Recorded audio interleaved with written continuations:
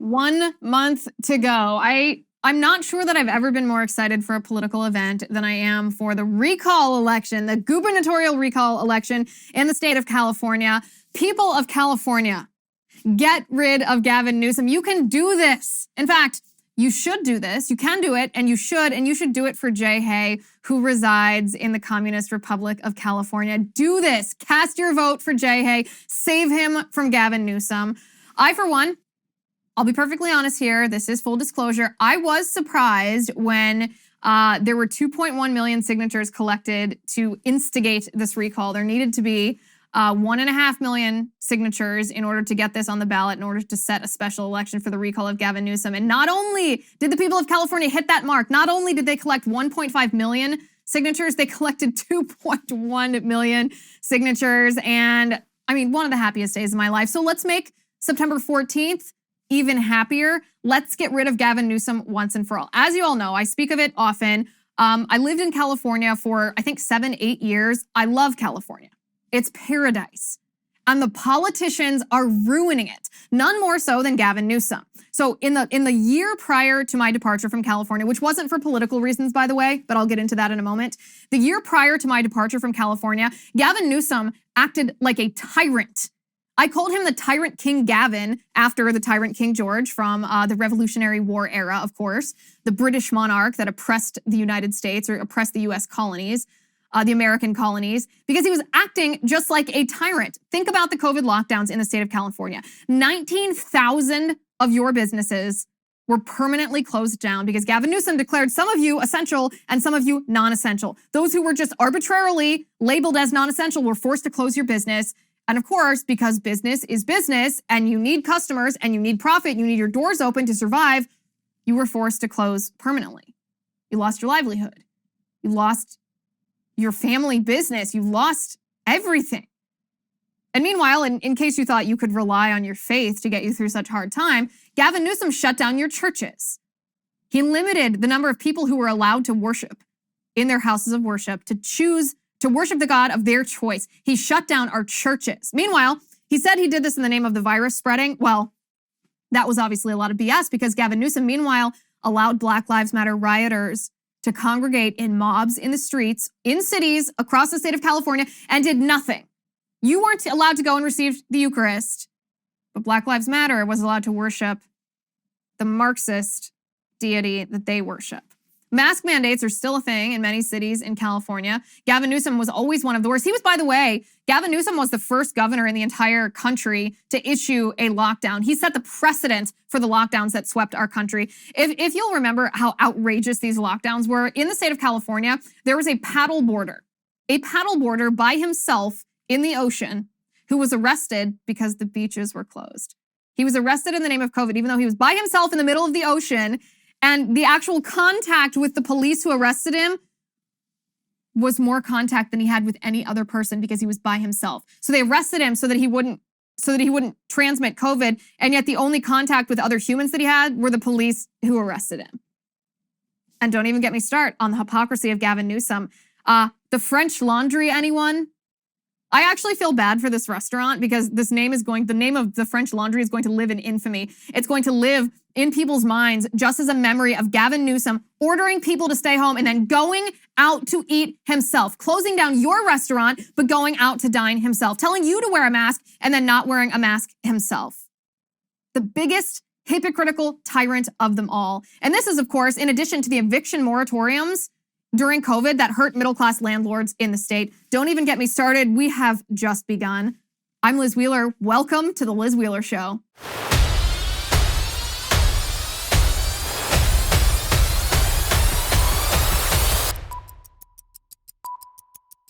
The most egregious damage to the people of California inflicted by Gavin Newsom was instigated because of a slimy strategy. He used a slimy strategy to not only inflict this damage on the people of California, but then his goal is to keep this tyranny going. And I'll tell you why in just a second, but first I want to talk about MOINK Box. If you could taste this bacon from moinkbox.com, believe me, you would order it right now. But for now, let me tell you, it's delicious. And I'm telling you, you've got to get MOINKbox.com. Now, you know I'm a vegan. I'm very open about this. It's for health reasons. I asked my husband, who is not a vegan, for an endorsement, and this is how he responded. Meat, period. That is his endorsement, meat, period. Well, in fact, it's accurate. MOINK delivers grass-fed and grass-finished beef and lamb, pastured pork and chicken, and wild-caught Alaskan salmon direct to your door, helping family farms become financially independent outside of big agriculture. Their animals are raised outdoors, their fish swim wild in the ocean, and MOINK is free of antibiotics, hormones, sugar, and all the other junk you find prepackaged in the meat aisle. Sign up at moinkbox.com/Liz to get a year of bacon for free. And then pick which meats you want delivered with each box. MOINK was founded by an 8th-generation farmer featured on Shark Tank. Join the MOINK movement today. Go to moinkbox.com/Liz right now, and listeners to this show get free bacon for a year. That's 1 year of the best bacon you'll ever taste, but for a limited time. It's spelled MOINK box.com/Liz. That's moinkbox.com/Liz. So Gavin Newsom is not only a slimy, smarmy, authoritarian tyrant.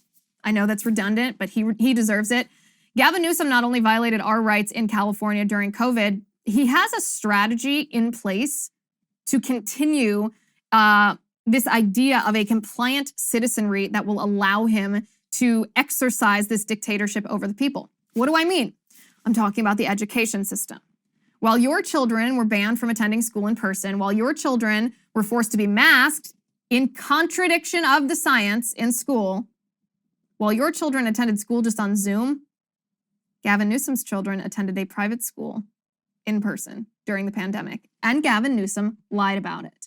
That's because Gavin Newsom wants your children to attend public school, because in Gavin Newsom's public schools, there is radical sex ed taught to children as young as kindergarten. This radical sex ed is purportedly to be inclusive, to be educational. That is not the reality of the situation. The reality of the situation is radical sex ed that redefines and obliterates what gender is. The intention of that is to destroy objective truth, to destroy traditional sex, which destroys traditional relationships, which destroys marriage, traditional marriage, which destroys the traditional family, which renders people dependent on the government. It's essentially a tactic of Marxism. Critical race theory is also a tactic of Marxism that exists in Gavin Newsom's public schools, which is probably why Gavin Newsom is buddy-buddy with the teachers' unions in California. The California Teachers Association, he has worked hand in glove with them on, of course, the shutdown and masking your children. Meanwhile, Gavin Newsom has made it harder to start charter schools in the state of California. He's subjected them to oppressive new rules. Why? Because he wants public schools, government-run institutions, to indoctrinate your children in Marxism, to indoctrinate them in anti-Americanism, to take away their capacity to independently think for themselves. Critical thinking is no longer essentially allowed in Gavin Newsom's public schools, because he knows that's the only way to create the next generation who will obey his tyrannical dictates.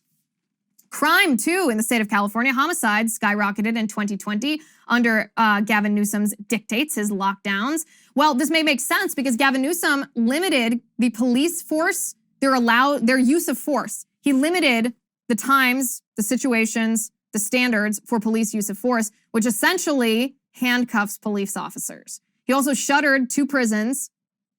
So it's no wonder that homeless people in the state of California are out of control in the major cities, absolutely out of control. You can't walk in San Francisco without seeing needles, without seeing feces, without seeing homeless camps. Los Angeles is the same. San Diego, which is where I used to live, increasingly is getting worse and worse. Tent cities popping up in these major cities. Homeless people everywhere.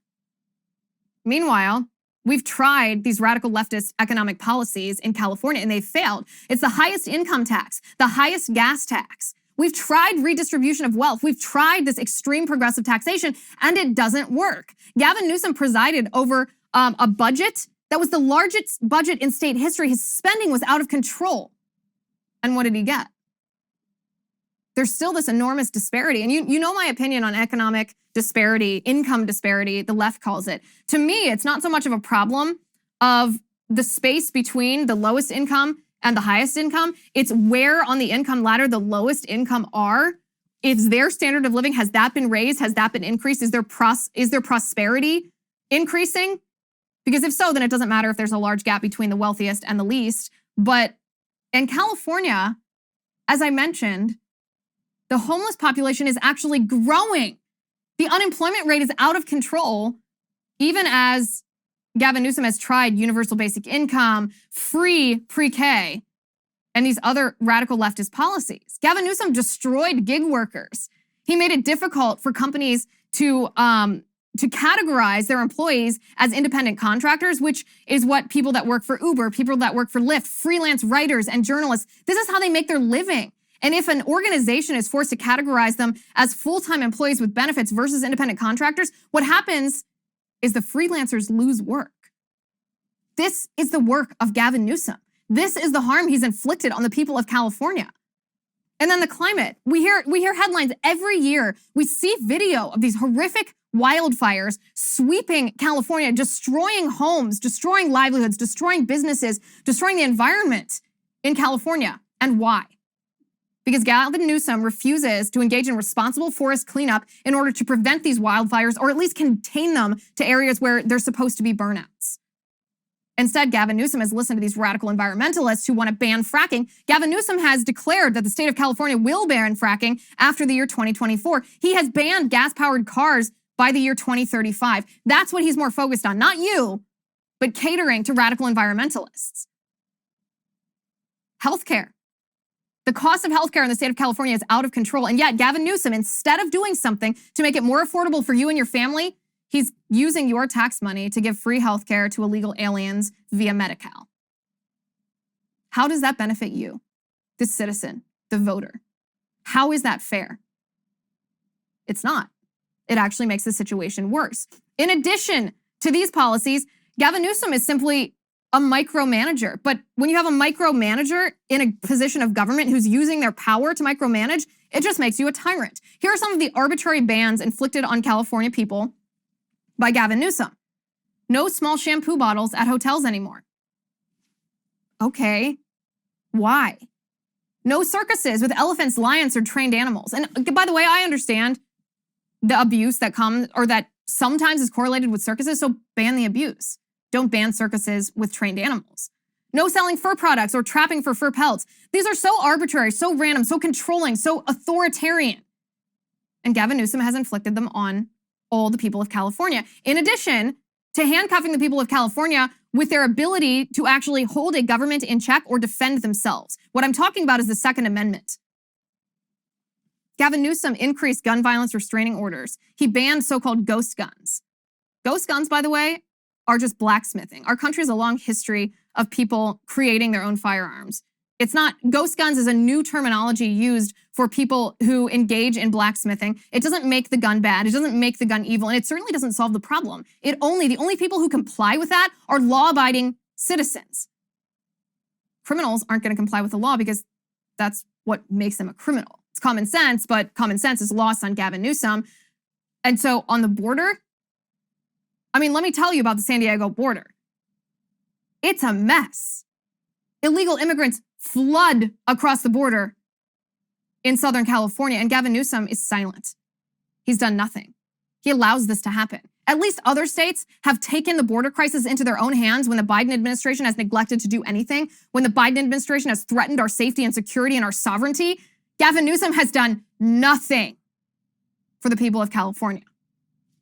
So enter Larry Elder, a man who doesn't want fame, doesn't want money, doesn't want power, didn't even want to run for governor, but felt called to because of what Gavin Newsom, because of the pain and the suffering and the violation of individual liberty and constitutional rights that Gavin Newsom has engaged in over the past several years. Larry Elder is going to end mask mandates, end vaccine mandates. He respects your individual freedom and he respects your business. He will not shut down your business arbitrarily.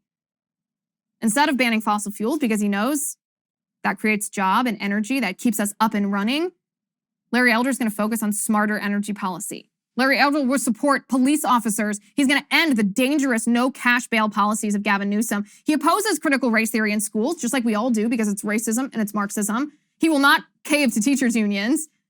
He supports school choice so that you, as the parents, have a choice about your child's educational future. He will allow private and religious organizations to help the homeless in California and not discriminate against religious institutions the way that Gavin Newsom does. So people of California, don't flee California. I know I fled, but it wasn't for political reasons. We left for family reasons, and I miss it, and I wish I was back there to fight this fight. Stay and fight. California is worth it.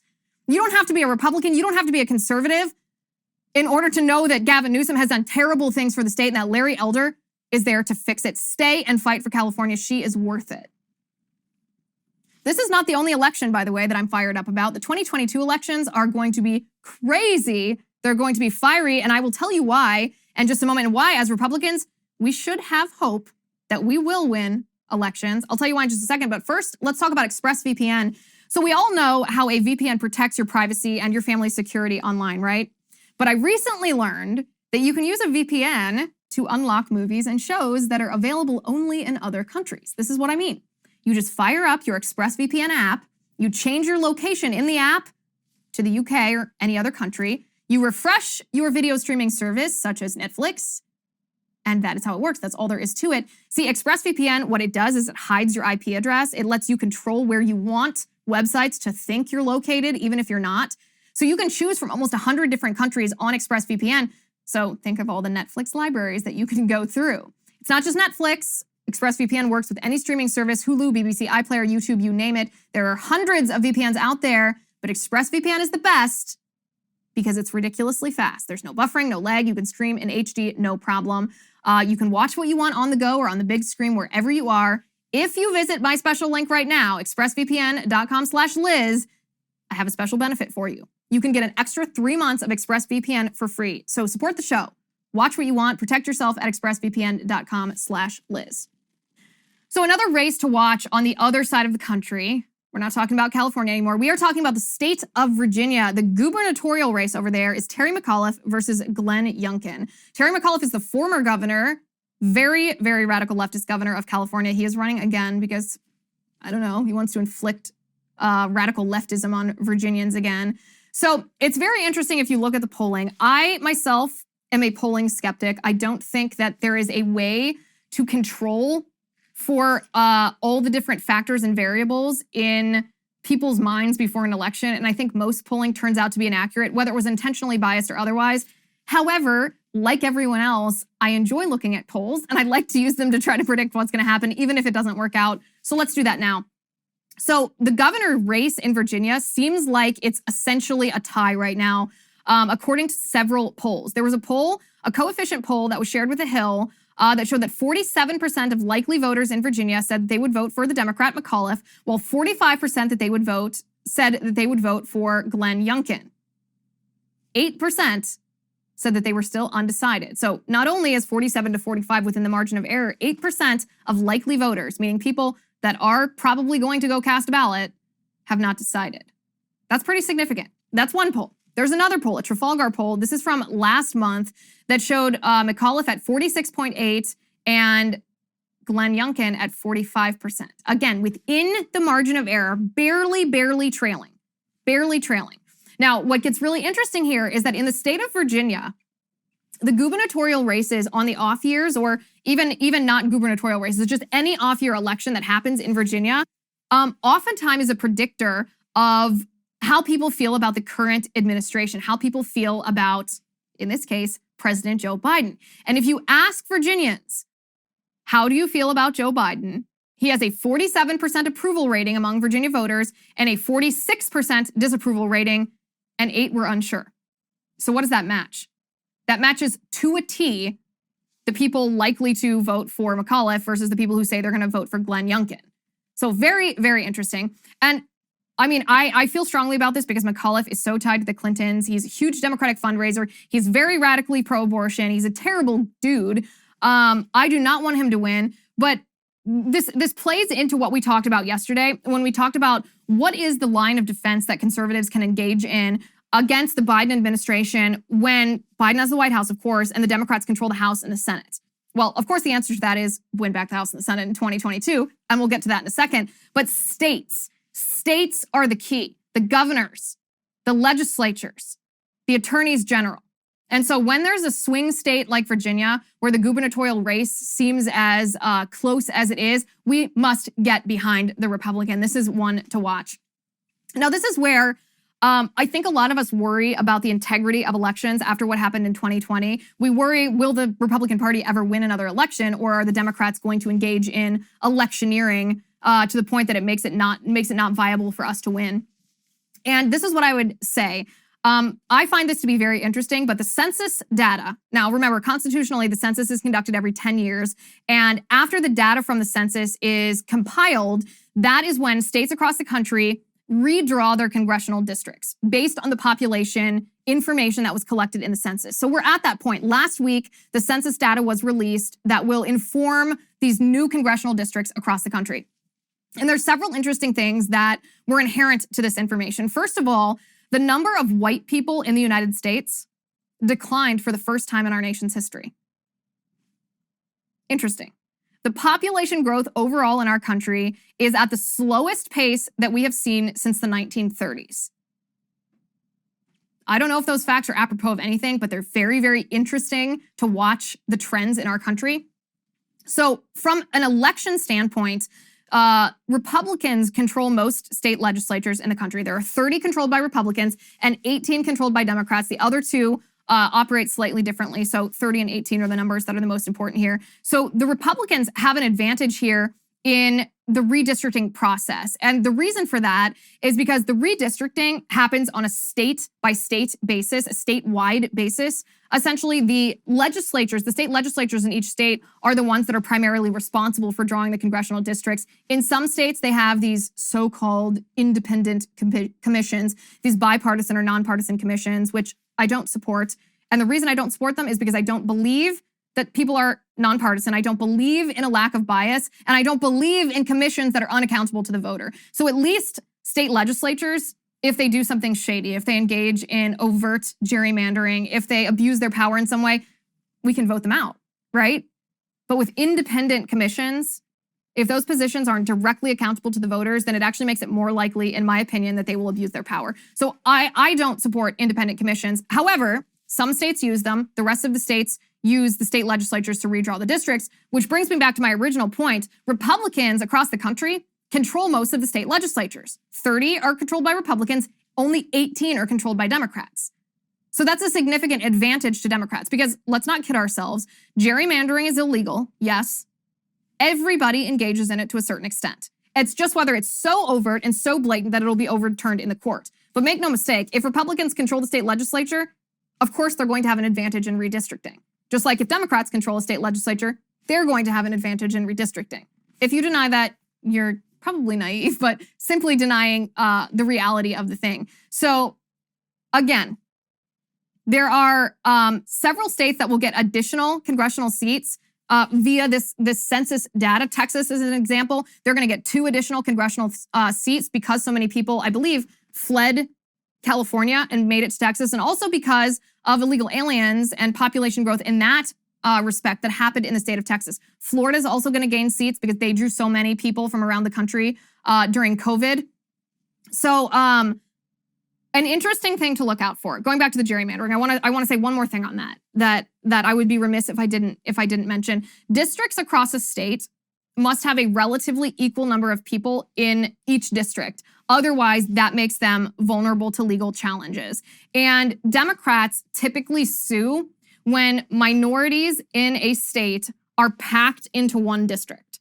So they will claim that that is diluting the voice of the minorities, not to make a district that has a conglomeration of different demographic makeups. So those are some of the things that these independent commissions or these state legislatures have to think about when they're redistricting to avoid legal challenges. But 13 states are going to be redrawing seats based on gained or lost congressional representation. So 7 states, Michigan, Ohio, Pennsylvania, New York, California, Illinois, and West Virginia will lose 1 seat each in Congress. And I mean, for New York and California, for Illinois, you kind of love to see it because that's 1 less Democrat in Congress, right? Ohio's a swing state. West Virginia can go either way. Michigan can go either way. Pennsylvania can go either way. So it depends on where the redistricting happens. And again, this is where the GOP legislatures play into it because it depends where in the state the district lines are redrawn, whether or not it would be a Republican that kind of lost their district or a Democrat who lost their district. So something to keep an eye out for. Overall, remember, Republicans actually should have an incredibly good chance to take back the Senate and to take back the House of Representatives in 2022. I'm not trying to be overly optimistic here. I know that most of the Republican Party is concerned about election integrity. I know that you never want to take anything for granted and you never want to underestimate the Democratic Party, but the Republicans need just 1 seat to reclaim the Senate and just 5 to take control of the House.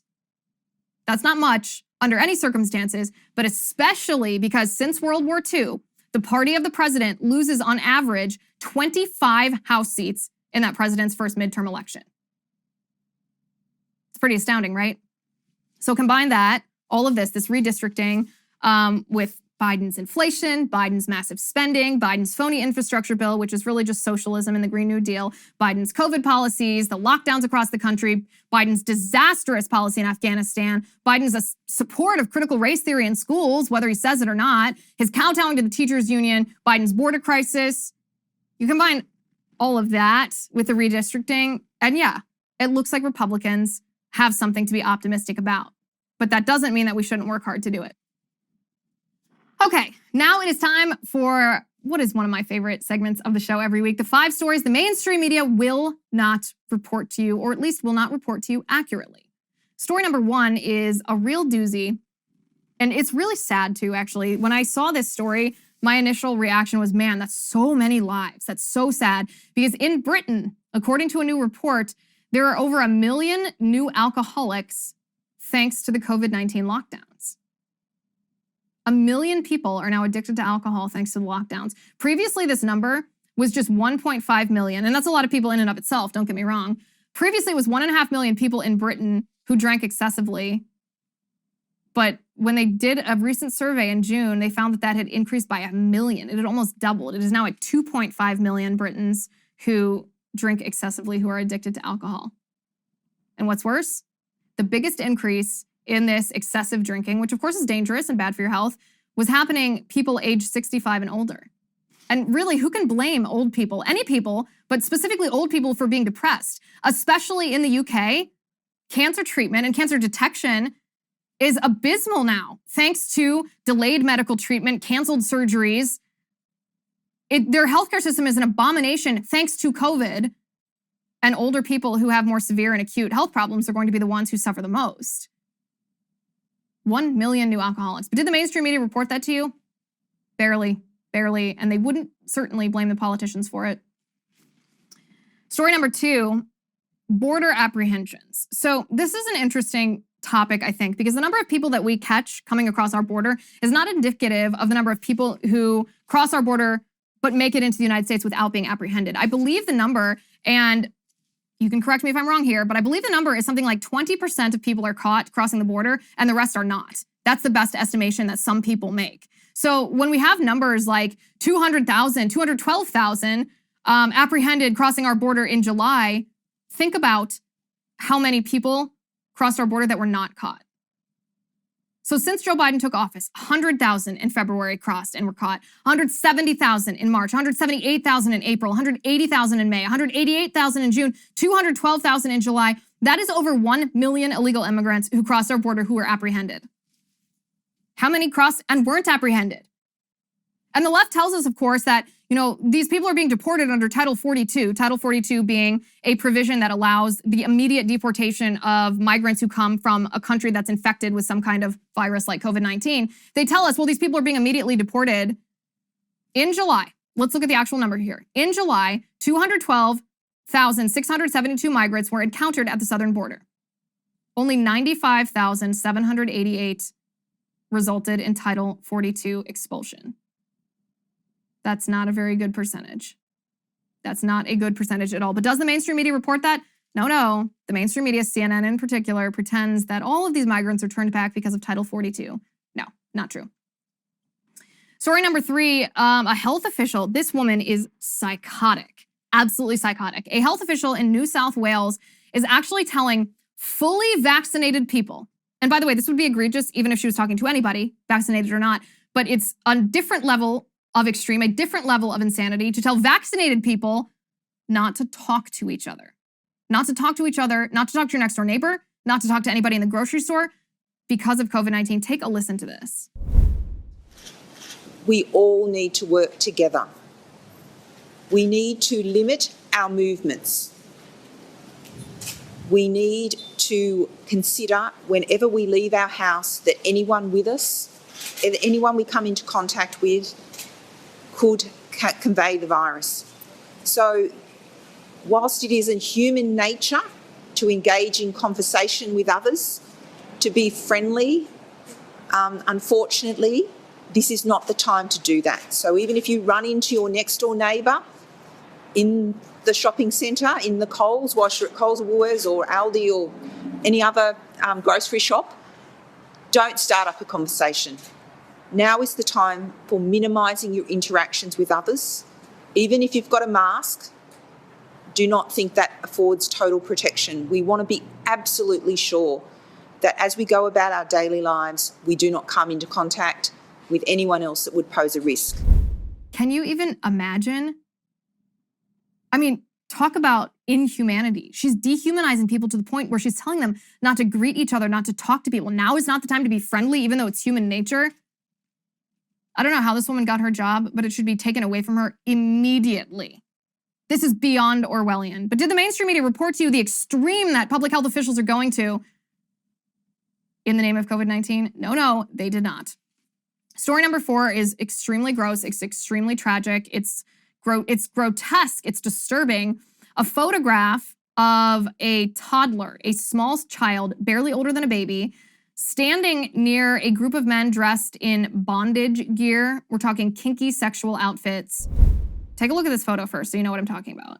For those of you who are listening to this, it's a group of men standing in bondage outfit. You know, black leather outfits, sexual fetish outfits, and a child is standing in between them. A 2 or 3-year-old. I don't know how old the kid is. It's a little toddler. And this photograph should have, by the way, caused the mother of this child to be referred to Child Protective Services. But no, this photograph won an award at a Pride festival in the Netherlands for being meaningful. Meaningful, iconic and meaningful. Can you believe that? The photo is called Celebrating Diversity. Apparently, the girl's mother opened her home for the men to change on purpose. She allowed her child to be exposed to this. And what this says to me, more than anything else, make no mistake, Satan is real. But did the mainstream media report on how disturbing this photograph is? They did not, of course. Story number 5, this should surprise no one and shock us all. Google, according to a new book, Google rewrote their news algorithm in a specific effort to harm President Trump in 2016. So there's a whistleblower by the name of Zach Voris who wrote a book claiming that he used to work at Google, by the way, claiming that Google altered its news algorithm to target President Donald Trump. He says that what Google did is their algorithm tacked new negative stories about Trump onto old ones in order to keep them at the top of the search results longer. This was a specific effort to harm Trump, and it, of course, has a big impact on what people think when they see these search results, these instant search results come before their eyes. Absolutely shocking. But did the mainstream media report on that? No. The mainstream media did not. Since they won't tell you the truth, since they won't expose reality, since they refuse to read the facts, report the facts, digest the facts, analyze the facts, speak the facts, I will. On that note, the great and powerful Jay Hay says, unfortunately, we are out of time for today. We will be back soon. In the meantime, please subscribe to the show if you haven't already on Apple Podcasts. Leave us a review. I like to read them all. Please give us 5 stars. And before we are back, think for yourself. Use critical thought, question authority, follow the facts, and don't let government or corporate wokeism or cultural Marxism or anybody bully you into being a squish. Thank you for watching. Thank you for listening. I am Liz Wheeler. This is The Liz Wheeler Show. The Liz Wheeler Show is produced by Jonathan Hay, executive producer Chad Abbott, director of photography Kevin McRoberts, editor Alejandro Figuerella, assistant editor Michael Wall, sound mixer Robin Fenderson, post-production manager Victoria Metzel, director of marketing Emily Washler, production and talent coordinator Matt Toffler, and senior publicist Patricia Jackson. This has been a Soundfront production.